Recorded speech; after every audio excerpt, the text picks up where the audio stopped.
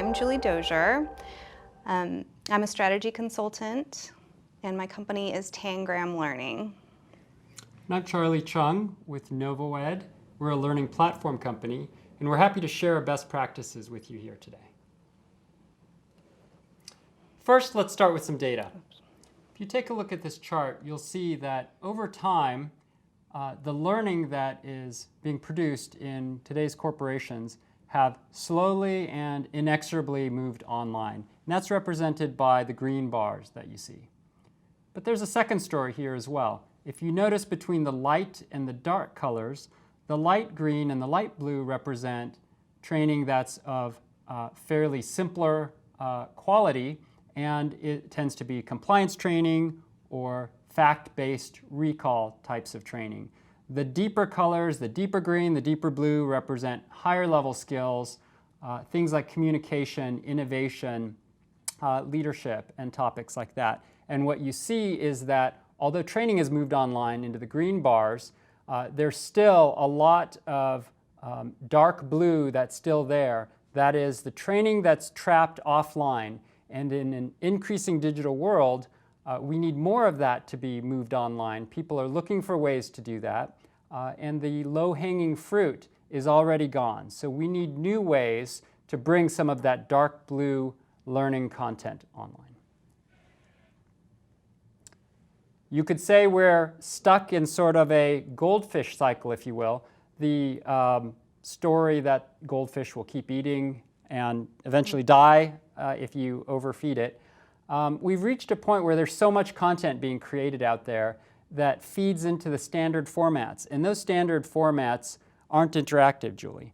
And what happens is that it reinforces those standard formats so that it no longer makes sense for people to create anything outside of that format. And those standard formats, which are relatively lonely solo learning experiences, result in increasingly dismal engagement rates. I'm sure many of you have seen that through a lot of your learning programs. So we really need to think about how we can break out of this goldfish cycle. And the one solution that we'd like to talk with you about today is the digital cohorts, which Julie will now describe. Great, thanks, Charlie. So a digital cohort, we'd like to share a definition with you so you can wrap your heads around what this is. It is an online group of learners that are progressing together, interacting meaningfully, and they're working together to improve a significant skill. So all of those four things really need to be present in order for it to be an effective digital cohort. So we want to make sure we treat them kind of individually and discuss them and share some examples with you. So the first one, online group. So we are describing this as an asynchronous learning experience that is flexible and realistic. And let me share a personal experience. I had just joined a company that was delivering a very traditional classroom experience for a topic that's really dense. It was the deep blue part of the graph we were looking at. And I was worried if I created a traditional e-learning that learners would just feel really isolated, and I wanted them to feel like they were part of a community that was learning and progressing together. So that was something that was really important to me as I was designing an experience for them. And so I decided to create the course within an online collaborative cohort and use a platform that could support that social interactive experience.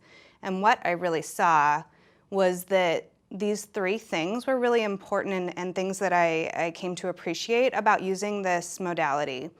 I got diverse participation. I was able to scale this course around the globe and have learners who were participating at a time that worked for them, but they were interacting from whatever zone they were representing, and they were having interactions they had previously not been able to have in a learning experience.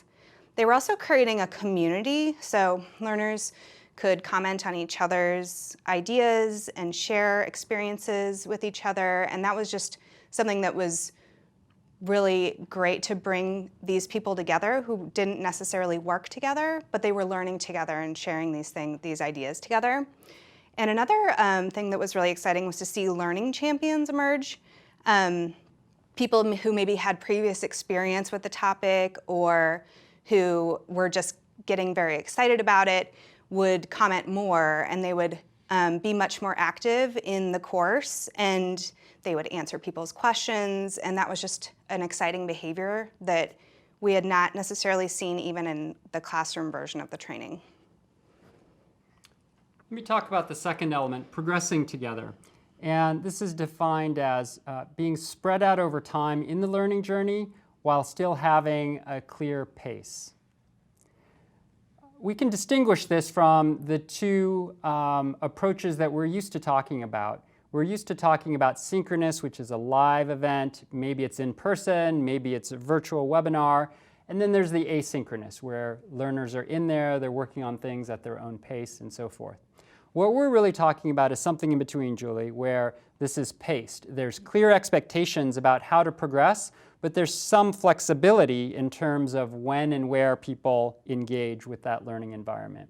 We find that it results in two major benefits. One is for motivation. There's this feeling of keeping up and seeing that perhaps someone's behind and that one should catch up. There's the normal social pressures that go along with that.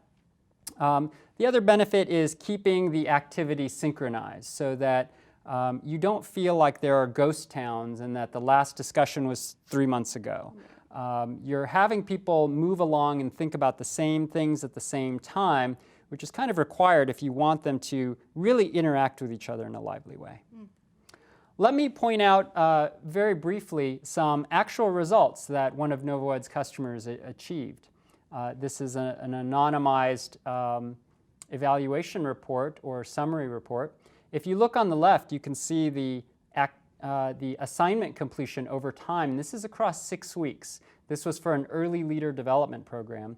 You can see that that's relatively flat. Now, normally, Julie, you'd see that declining quite sharply, but you're able to get engagement throughout the program with a design like this. You can see that 81% of those who were active actually completed the requirements to complete the course. And that's just a tremendous result with a lot of engagement happening throughout.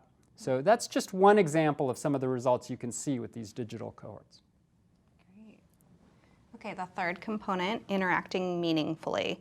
And this is having peers give feedback and all through along the learning journey.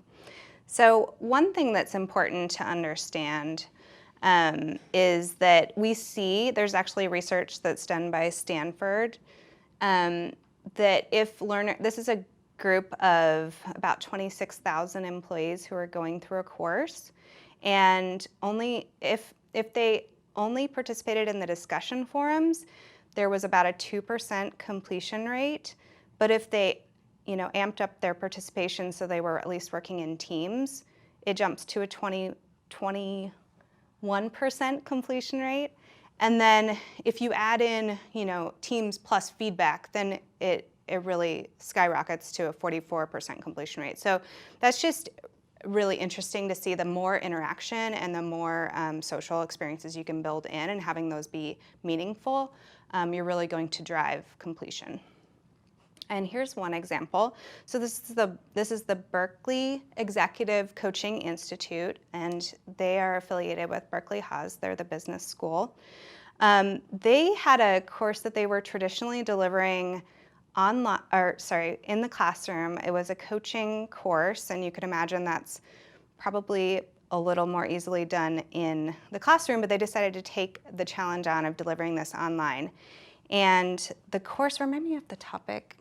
Authentic leadership presence, I believe. That's right. So the topic is one of those, again, those deep blue course topics that you would think we want to just teach this in the classroom. A lot of people wouldn't even believe it could be taught online. Exactly. And so I really was excited about some of these activities they did in this course, and I wanted to show them to you so you could be inspired by them as well. So the first one is the River of Life drawings, and this is an activity where learners would sort of plot the things that happened in their life that were significant in their leadership journey, and then they would, record that and actually upload a video of themselves talking about this. And this gave everyone a chance to interact. Obviously, in this digital context, it really humanizes, personalizes the experience, and also it gives them a chance to be creative. So they don't have to be constrained by the digital experience. They can really have this, classroom kind of experience, something they might be doing together in person.